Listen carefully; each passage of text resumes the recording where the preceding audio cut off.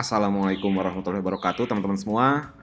Sekarang gue mau sharing tentang computing services ya, service-service komputasi yang ada di Google Cloud. Nah, harapannya teman-teman udah mulai daftar ya ke Google Cloud. Videonya udah gue buat, klik aja link di atas. Nah, kenapa? Karena nanti akan ada hands-on lab-nya, jadi teman-teman akan praktik secara langsung gimana cara pakai service-service komputasi yang ada di Google Cloud ya. Nanti gue akan sharing juga tentang itu per video. Tapi untuk sekarang gue mau jelasin dulu as a general ya, service-service komputasi apa aja sih yang ada di Google Cloud. Oke. Tapi sebelum masuk ke situ, gue mau jelasin tentang ini. Jadi ada on-premise, ada infrastructure as a service, ada platform as a service, ada juga software as a service. Nah, ini adalah bentukan-bentukan atau bisnis model yang biasanya ditawarkan oleh cloud service provider ya, CSP ya, dari infrastructure as a service ke kanan. Oke. Nah, kenapa on-premise enggak? Ya jelas lah, kalau on-premise kan ya lo setup semuanya manually gitu ya, lo setup semuanya sendiri gitu kan. Lo beli server sendiri, lo setup networkingnya sendiri, setup storage-nya sendiri, servernya sendiri, teknologi virtualisasi sendiri, sampai lo ngedeploy aplikasi yang bisa diakses oleh publik, ya kan? Ya jelas lah kalau ini bukan cloud service ya, maksudnya bukan cloud service provider gitu. Kalau gini ya lo nyiapin sendiri. Nah, biasanya cloud service provider kayak Google Cloud ini itu nyediain bentukan-bentukan produknya tuh dari sini nih, dari infra ke kanan.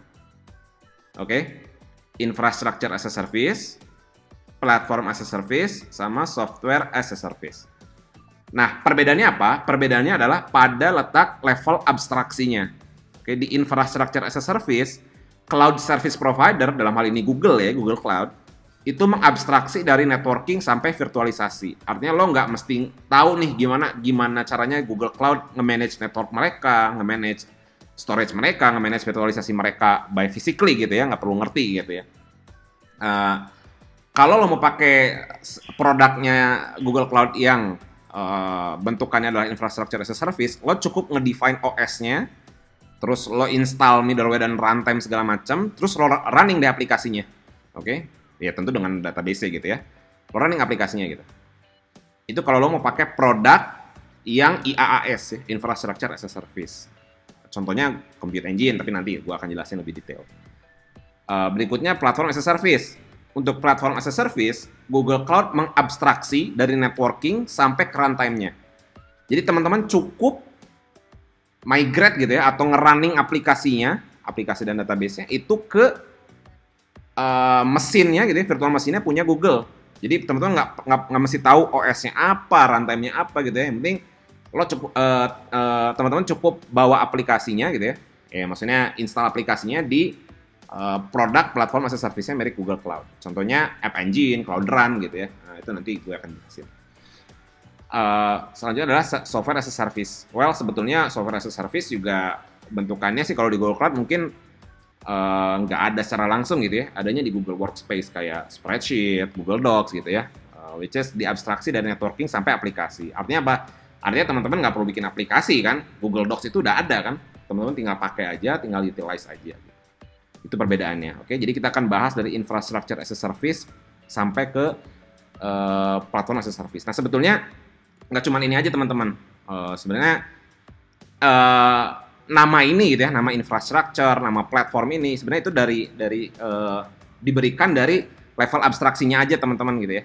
Karena nanti ada banyak lagi, ada function as a service gitu ya, ada banyak sekali gitu ya. Tapi yang general, yang paling umum itu dibaginya seperti ini. Oke, nanti akan gue jelasin lebih lanjut. Next, nah ini beberapa service-service komputasi yang ada di Google Cloud ya.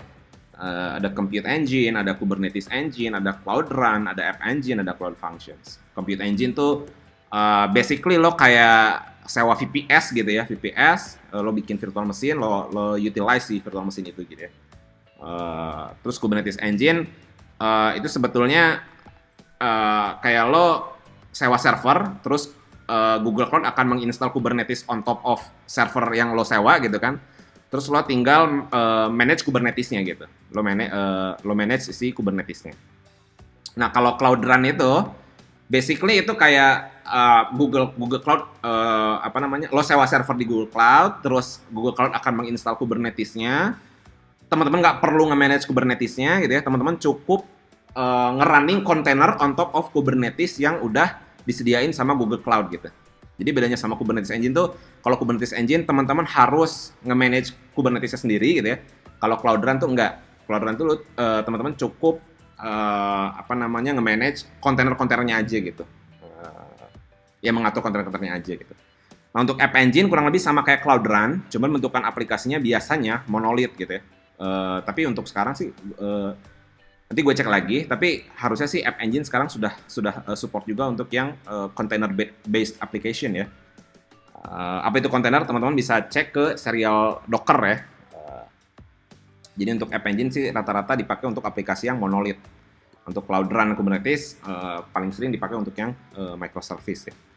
Nah, selanjutnya ada Cloud Functions. Nah, ini yang tadi gue jelasin. Jadi Cloud Functions itu, well, kalau dibilang platform as a service, enggak juga gitu ya. Karena kita nggak bikin aplikasi sebetulnya. Kita cuman bikin satu function gitu ya, based on Node.js gitu kan. Tapi sekarang udah banyak, jadi bisa beberapa bahasa pemrograman juga. Nah, teman-teman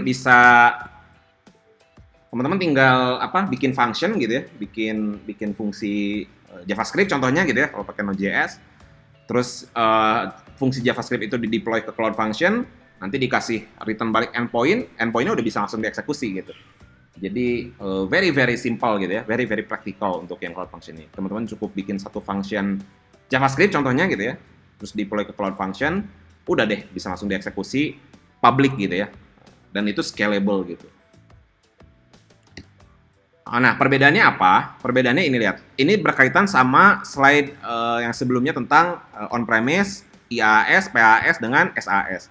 Jadi dari Compute Engine sampai ke Cloud Function, itu perbedaannya dari sini nih. Ada highly customizable, ada highly managed. Jadi semakin ke kanan level abstraksinya semakin tinggi. Ngerti ya? Jadi kalau semakin ke kiri semakin rendah abstraksinya. Artinya apa? Kalau Google Compute Engine itu hanya diabstraksi sampai level virtualisasi gitu ya. Jadi teman-teman kalau mau pakai Google Compute Engine itu harus define OS-nya gitu kan yang tadi.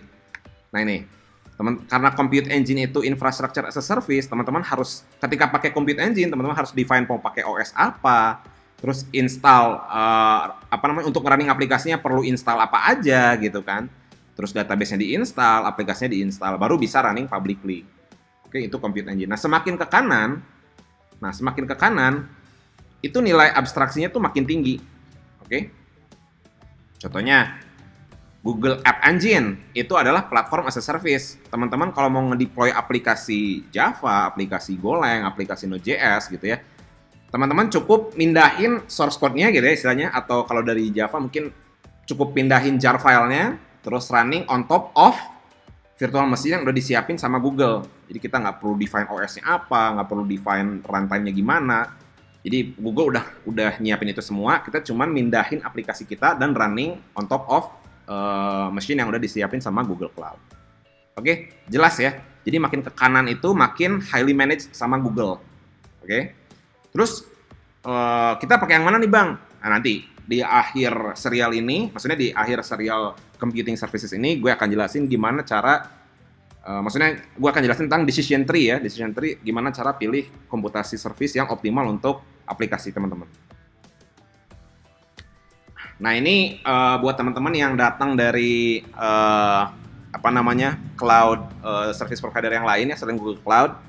Di service type core-nya, kalau di Google Cloud ada Compute Engine, di AWS ada Amazon Elastic Cloud Compute ya, ada EC2, di Azure ada Azure Virtual Machine, dan lain-lain gitu ya.